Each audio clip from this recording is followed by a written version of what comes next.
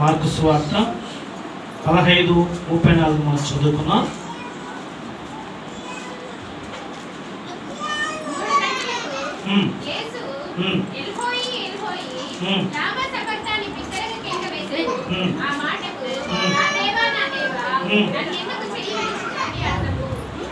ఎందుకు తల్లిదండ్రులు పిల్లలు ఎందుకు విడిచిపెడతారండి? ఎందుకు విడిచిపెడతారు?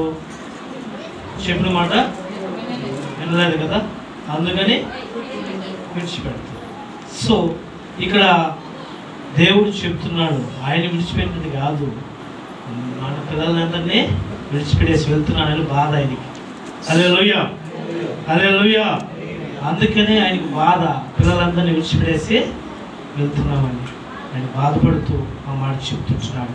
ఎందుకు విడిచిపెడతాడంటే మనం చెప్పిన మాట, మట్టిలోంచి మనం తీసిన దేవుడు, నాసికారంధ్రములో జీవాత్మ వదిలిన దేవుడు, మనిషిని సృష్టించి పక్కటెముకలోంచి స్త్రీని కలిగజేసిన దేవుడు, ఆయన మాట వినకుండా తినకూడదన్న పండును తిని దేవునికి విరోధంగా పాపం చేసి ఏదోని తోటి నుంచి గెంటి వేయబడ్డారు. ఎక్కడి నుంచి గెంటి వేయబడ్డారో? ఎప్పుడు విడిచిపెట్టాడు వాళ్ళని? చెప్పిన మాట వినలేదు కాబట్టి. చెప్పిన మాట ఎప్పుడు విన్నారు? మళ్ళా 4వ అధ్యాయానికి వచ్చినప్పుడు అదేమన్నాడు? యెహోవా దయ వలన ఒక మనుషుణ్ణి సంపాదించుకున్నాడంటుంది. అవో చెప్తుంది ఆ మాట. మీరు 4వ అధ్యాయం ఆదికాండంలో మీరు చూసినట్టయితే ఆ మాట ఉంటుంది, యెహోవా దయ వలన ఒక మనుషుణ్ణి సంపాదించుకున్నాడు. నా దయ అని చెప్పలేదు అక్కడ, దేవుని వలన సంపాదించుకున్నాడు. అలాగా దేవుడు ప్రేమిస్తున్నప్పుడు మనుషులు ఏం చేస్తున్నారు? పక్కకు దోయేస్తున్నారు, విడిచిపెడుతున్నాడు దేవుణ్ణి. అందుకనే దేవుడు దుఃఖపడి ఆ సిలువలో పలికిన మాట అది ఆయన కోసం చెప్పలేదు, మీకోసం, మనందరి కోసం చెప్పాడు. హల్లెలూయా, హల్లెలూయా. యిర్మీయా ప్రవచన గ్రంథంలో ఒక మాట చెప్తాను, ఎందుకు విడిచిపెట్టేస్తారు దేవుని చెప్తారు. యిర్మీయా ప్రవచన గ్రంథము 17వ అధ్యాయం 5వ వచనం మనం చదువుకున్నాం. యిర్మీయా ప్రవచన గ్రంథం అండి 17వ అధ్యాయము 5వ వచనం. యెహోవా ఇలాగ సెలవిస్తున్నాడు, నరులు ఆశ్రయించి శరీరాలను ఆధారం చేసుకునగా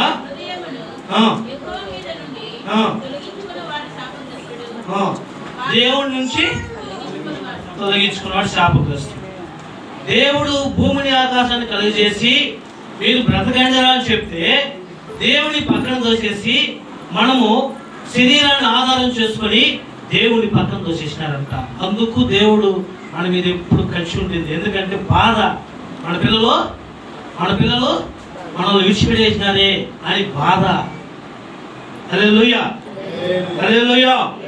కాబట్టి దేవుడు ఏమంటున్నాడంటే, మీరు నన్ను విడిచిపెడితే నేనేం చేస్తాను? మీకును నాకును మధ్య పాపాలు, యిర్మీయా ప్రవచనంలో రాయబడి ఉంది, మీకును నాకును మధ్య పాపాలు నిలిచి ఉన్నాయంట. అందుకనే దేవుడు మనకు ప్రత్యక్షం కాలేదు, మన పాపాలు ఒప్పుకోవడం లేదు. అందుకనే మన పాపాలు మోసేదానికి ఆ దేవుడే దిగి వచ్చి ఆ సిలువలో హల్లెలూయా. మనం విన్నాం కదా, మనం ఎప్పుడు మనిషి అనేవాడు మంచివాడు కదా. ఆదికాండంలో ఉంటుంది అన్నమాట 2:18 నరుడు అనేవాడు మంచివాడు కాదంట. 10 మంది ఉన్నా కూడా మంచివాడు కాదు, 100 మంది ఉన్నా మంచివాడు కాదు, 1000 మంది ఉన్నా మంచి. ఎందుకంటే హృదయము అన్నిటికంటే మోసకరమైనది. కింద వచ్చిన రాయబడింది చూడన్నమాట. ఎక్కడున్నమాట? చదువునైనా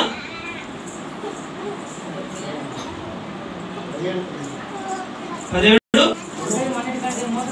మోసకరమైనది, వ్యాధి కలది, దాన్ని గ్రహించేవాడు ఎవడు?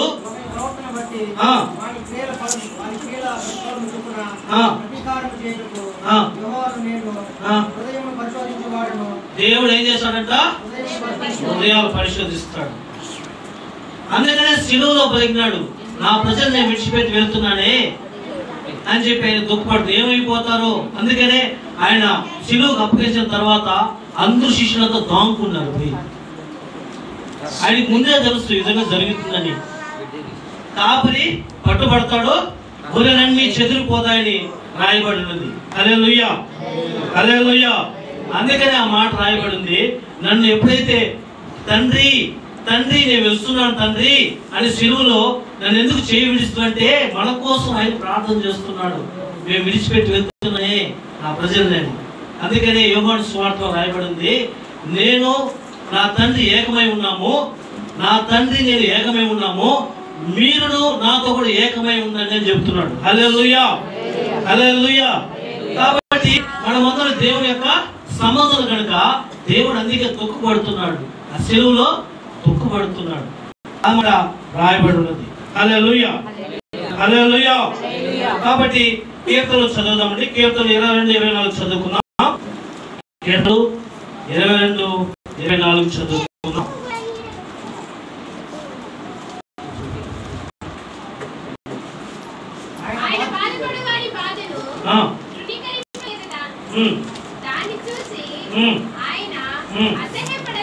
అసహ్యపడలేదు,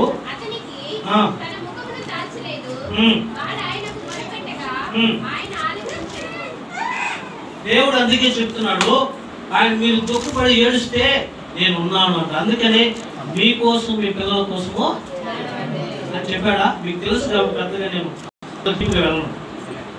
మీకోసం మీ పిల్లల కోసం వెళ్ళను, ఆయన కోసం వెళ్ళలేదు అని చెప్పాడు. ఎందుకని? మీరందరూ ఆయన పిల్లలని. హల్లెలూయా, హల్లెలూయా.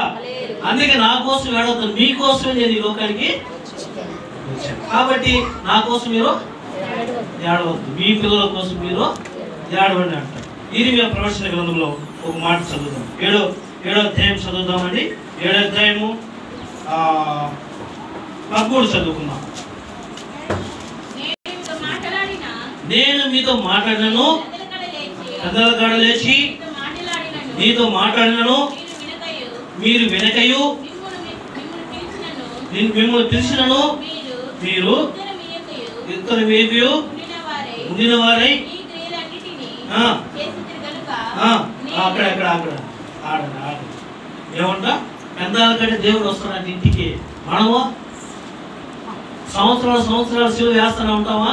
సిలువ వేసి సిలువ తెచ్చుకుంటా ఏమండి? పెద్దల కంటే దేవుడు వస్తాడంట గుమ్మం దగ్గరికి. మనం ప్రార్థన చేయమంటే సొంత పనులు చేసుకుంటా ఉంటాను. అంతా పోతాను తొమ్మిది చెప్పుకొని సొంత పనులు చేసుకుంటా ఉంటారు. పెద్దల కాడ ఆయన వస్తాడంట, మనము వెనక ఉంటున్నాం. ఆ మాట రాయబడి స్పష్టంగా చదువు. ఆ మాట,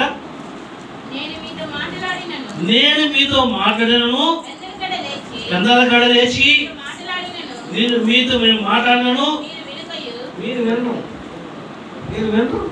మాట్లాడాలని ఆశ ఆయనకి. గుమ్మం దగ్గర ఉన్నాడు, తలుపు తడుతున్నాడు, కానీ మీరు వినరు. అదే ఏం చెప్పి మాకు తెలుసు. మీరు నాకు సొంతంగా ఏం చెప్తారు? మీరు నాకు తెలుసు అంత బైబిల్ అంతా మీరు సొంతంగా చదివేసి ఇంకేం చెప్తావు నాకు అని దేవుడికి చెప్తా ఉంటారు. ప్రభువా నాకు అన్నీ తెలుసు ప్రభువా ఆయన వాళ్ళకి చెప్తా, పాస్టర్కే చెప్తుంటారు కొంతమంది. అట్లా కాదు పాస్టర్, ఎట్లా చెప్తారు? హల్లెలూయా, హల్లెలూయా. అందుకనే ఆయన చెప్తున్నాడు, ఆయన వినకున్నాడంట. మీ మాటలు మీరు శ్రద్ధగా దేవుని మాటలు వినాలి. అందుకు దేవుడు విడిచిపెడుతున్నాడు. అర్థమైందే కూడా మీకు? ఎందుకు దేవుడు విడిచిపెట్టినాడో మీకు అర్థం కాలేదు. ఆయన్ని విడిచిపెట్టలా, ఆయనే మనం చెప్తున్నాడు అన్నమాట. నేను వెళ్తున్నాను పరలోకానికి, మిమ్మల్ని విడిచిపెడుతున్నానే అని బాధతో అంటున్నాడు అన్నమాట.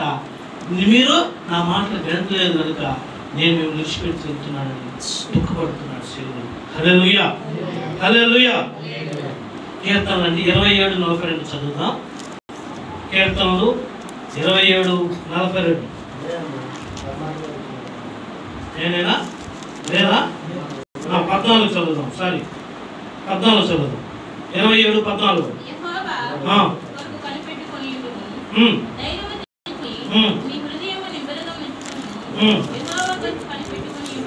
ఆయనతో కనిపెట్టుకుని ఉండాలి. మనం ఎవరి మీద కనిపెట్టుకోవాలి కదా? అట్లా వేసి దేవుడి మీద. కాబట్టి మనం సంవత్సరాలు సిలువ వేసుకున్నది కాదు, కానీ మనం ఆయన కొరకి పెద్దల కాడే లేచి సిలువలో నా కొరకు మరణించాను ప్రభా, నాతో మాట్లాడు ప్రభా అని చెప్పేసి ఆయన అడిగితే ఆయన మాట్లాడే దేవుడు.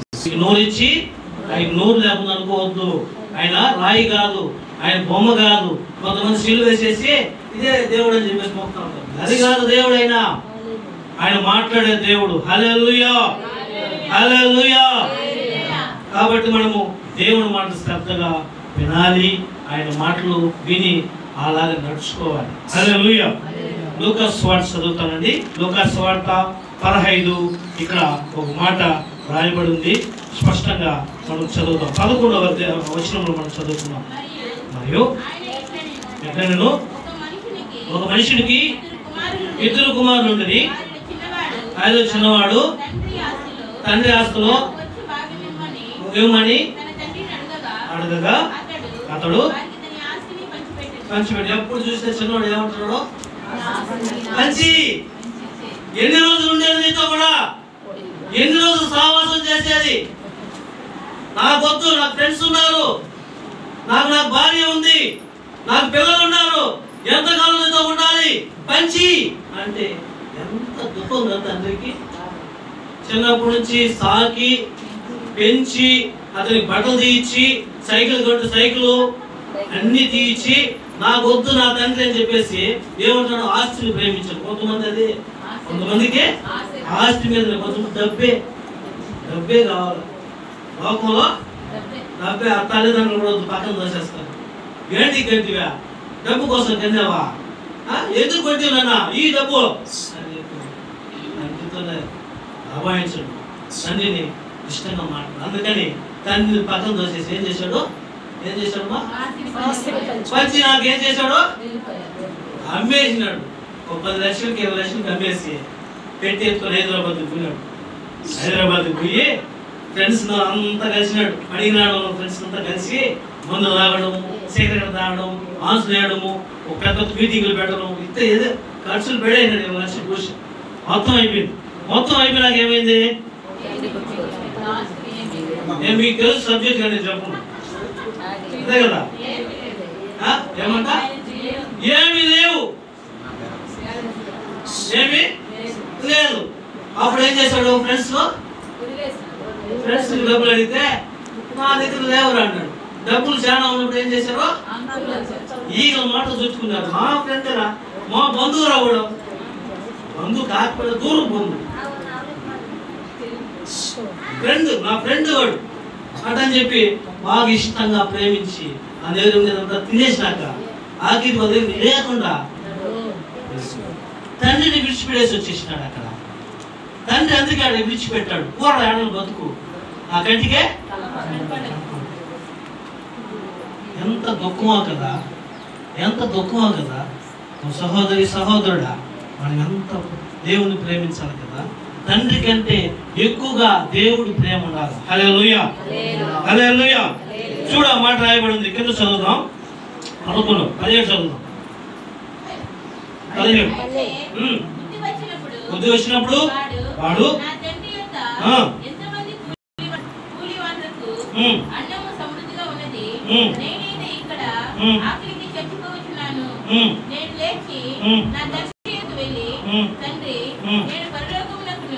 విరోధముగాను నీ ఎదుట నువ్వు పాపము చేసితిని, ఇకమీదట నీ కుమారుని అనిపించుటకు యోగ్యుడను కాను, నన్ను నీ కూలి వారిలో ఒకరిగా పెట్టుకొనమని అతనితో చెప్పాను. హల్లెలూయా, హల్లెలూయా. ఇప్పుడు 15 చదువుదాం. 15 కొంచెం చదివేసి ముందుకు వస్తాం. ఇదంతయు పట్టి చేసిన తర్వాత ఆ దేశమందు గొప్ప కరువు రాగా వాడు ఇబ్బంది పడసాగి వెళ్ళి ఆ దేశస్థులతో ఒకరి చెంత చేరెను. అతడు పందులను మెప్పుటకు తన పొలములోనికి వారిని పంపెను. చూడండి, అంతా ఏం చేశాడు? డబ్బంతా ఖర్చు అయిపోయింది. ఏం చేశాడు? పందులు పొట్టు తినేదానికి పోయినాడు. ఇప్పుడు అన్నం పెడతాడు యజమాని, మిగతా 2 పూట్ల తిండి లేదు. అప్పుడు ఏం చేశాడు? పందులు తినే పుట్టుని వీడు కూడా తింటున్నాడు. ఏదో దుఃఖమా కదా. ఈ తండ్రి కూడా పరలోకంలో ఉంటున్నాడు. ఆయనే నీకు ఆహారం ఇస్తున్నాడు. తెల్లాడితో సూర్యోదయం కలిగజేసేవాడు ఆయనే, చంద్రుని కలిగజేసిన వాడు ఆయనే. అన్నీ ఆయన కలిగజేసి ఆయన పక్కన దోసేసి నువ్వు తయారు చేసిన దాన్ని మీరు మొక్కుంటా ఉంటే ఆయనకి ఎంత దుఃఖమో కదా. పందులు పొట్టు వేసినట్టుగా మనం ఈ లోకంలో వేస్తున్నాం కదా, అదే దాని అర్థము. దాని అర్థం అదే. దేవుని పక్కన తోసేసి, నిజమైన దేవుని పక్కన తోసేసి శ్వాస కూడా పీల్చి చూడండి ఒకసారి. యేసు నీ తండ్రి, నువ్వు పీలుస్తున్నావు ఆ శ్వాస కూడా యేసు అని సాక్ష్యం చెప్తుంటే, నా దేవుడు ఆయన కాదు, అది ఇంగ్లీష్ ఎవడు దేవుడు, ఆయన కూడా నాకు తెలియదు చెప్పేసి ఆయన పక్కన తోసేసి నువ్వు తయారు చేసిన దగ్గరికి పోయేసి అదే దేవుడు మాట్లాడే దేవుడు అని చెప్పి ఆయన మొక్కలు ఆడ కొల్లిచ్చి ఆయన్ని మొక్కి పొలి దండాలు పెడితే కలుగుతున్నాడా? అందుకే యెషయా ప్రవచనంలో రాయబడింది, అవి చెవులున్నా మాట్లాడవు, నోటున్నా మాట్లాడు, చెవులున్నా వినవు అని చెప్పేసి రాయబడింది. హల్లెలూయా. ఇదిదా దేవుడు ఒక్కరు మానవ మనసు పొందితే కూడా పరలోకంలో గొప్పగా ఆశీర్వాదం అనుకుంటాం. హల్లెలూయా, హల్లెలూయా. కాబట్టి ఇక్కడ మారు మనసు ఎవరికి వచ్చింది? చిన్న కొడుక్కి వచ్చింది, కుమారునికి వచ్చింది. వెళ్ళాడు దూరం నుంచి అంటున్నాడు ఒక మాట, చదువుతా ఆ మాట చదివిస్తా, నేను ముగిస్తా. 21 ఆయన 21. అప్పుడు కుమారుడు వానితో, తండ్రి, నేను పరలోకమునకును విరోధముగాను నీ ఎదుట పాపము చేస్తుని ఇక మీదట నీ కుమారుడని అనిపించుటకును యోగ్యుడను కాను. అయితే తండ్రి తన దాసులను చూచి ప్రశస్త వస్త్రమును త్వరగా తెచ్చి వీనికి కట్టి వీని చేతికి ఉంగరములు పెట్టి పాదములకు చెప్పులు తొడిగించుడి, క్రొవ్విన దూడను తెచ్చి వధించుడి, మనము తిని సంతోషపడుదుము. హల్లెలూయా, హల్లెలూయా. కాబట్టి పరలోకానికి నీకును మేము పాపం చేశాం ప్రభా, ఎలా నన్ను చేయి విడిస్తే ప్రభా, నీ కుమారుడుగా నీ కుమార్తెగా నేను ఉంటాను ప్రభా. కానీ ఎవరైతే అడుగుతారో వాళ్ళకి అప్పుడే పాప క్షమాపణ వస్తుంది. హల్లెలూయా, హల్లెలూయా. తండ్రి దగ్గరికి వచ్చాను, ఎందుకు మొమ్మాటం? తండ్రి దగ్గరికి వచ్చి, తండ్రి చూడు పందులు కొట్టే తినేదానికి పోయినాడు, గుర్తు వచ్చినప్పుడు ఏం చేశాడు? అలా పరిగెత్తుకుంటూ వచ్చి తండ్రి దగ్గర క్షమాపణ అడిగాడు. అందుకు ఆయన శిలువలో దుఃఖపడ్డాడు. తండ్రి ఎలా నన్ను చేయి విడిస్తేవి, నన్ను చేయి విడిచిన దాని వల్ల కదా వీళ్ళందరినీ విడిచిపెట్టేసి నేను వెళ్తున్నాను అని చెప్పేసి దుఃఖపడ్డాడు, బాధపడ్డాడు, అవమానపడ్డాడు. ఎంతో ఆ సెలవులో ఘోర అవమానం పొంది రక్తం కారుతుంటే అందరూ నువ్వు దేవుడికి రా, దిగి వచ్చి మమ్మల్ని రక్షించు అని చెప్పి అవమానిస్తున్నారు, నిందిస్తున్నారు. ఆయన ఎలా మౌనంగా ఉన్నాడు? ఎందుకని? నీ కొరకి నా కొరకి ఆయన శిలువలో. హల్లెలూయా, హల్లెలూయా. కాబట్టి తప్పైన కుమారులాగా మనం ఉన్నాము. ఈరోజు ప్రార్థన చేసుకుని, ప్రభువా నేను క్షమించు నన్ను, ఈ రోజు నుంచి నీ కుమారుడుగా ఉంటాను, నీ కుమార్తెగా ఉంటాను, నీ శ్వాసని పీలుస్తున్నాను, నేను నీ బిడ్డే అని ఎవరైతే విశ్వసిస్తారో వాళ్ళందరికీ దేవుడు పాప క్షమాపణ ఇస్తాడు. ఆమేన్, ఆమేన్, హల్లెలూయా, హల్లెలూయా. ప్రభువా నీవే